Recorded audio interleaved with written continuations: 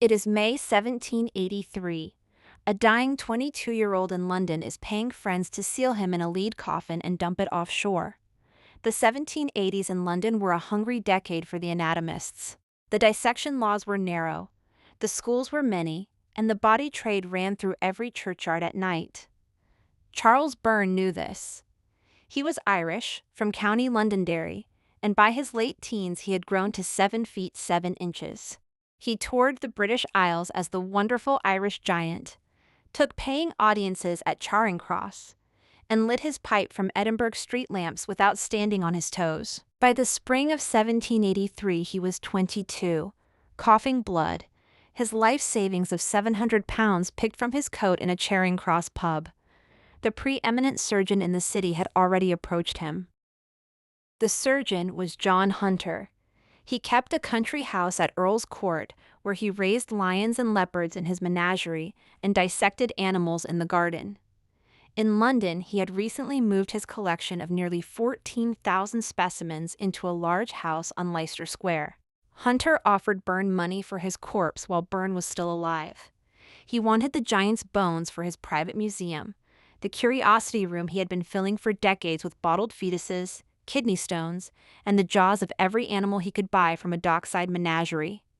Byrne refused. He arranged with his friends that when he died they would seal him in a lead coffin 9 feet 4 inches long, carry it to the coast at Margate, hire a boat, and dump it into the channel where no one could find him. Hunter paid the undertakers a reported £500. Byrne died on June 1, 1783. The cortege that left Cockspur Street rolled east through Kent in a slow procession, with mourners convinced that the giant was inside the coffin they were guarding. Somewhere along the road to Margate, at an overnight stop, the body was lifted out and replaced with stones. The cortege reached the coast, hired the boat, rowed the stones into the channel, and dropped them overboard. The undertakers turned their cart back toward London. They delivered Byrne's body to Hunter's country house at Earl's Court. There, in a copper kettle large enough to take a man, Hunter boiled the corpse for hours, stripped the flesh away with a knife, and laid the bones out on a clean cloth. For 3 years, he kept the act quiet.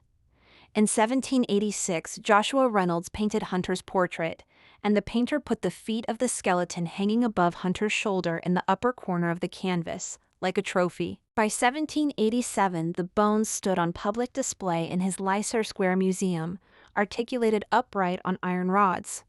Hunter died in 1793. His collection was sold to the British government in 1799 and given to the Royal College of Surgeons in London, where Byrne's skeleton stood inside a glass case on Lincoln's Inn Fields for the next 224 years. On January 11, 2023, the museum quietly retired the skeleton from public view. The bones are still inside the Royal College of Surgeons, off display, kept for research. Charles Byrne, more than 200 years after he died, has not yet been buried at sea.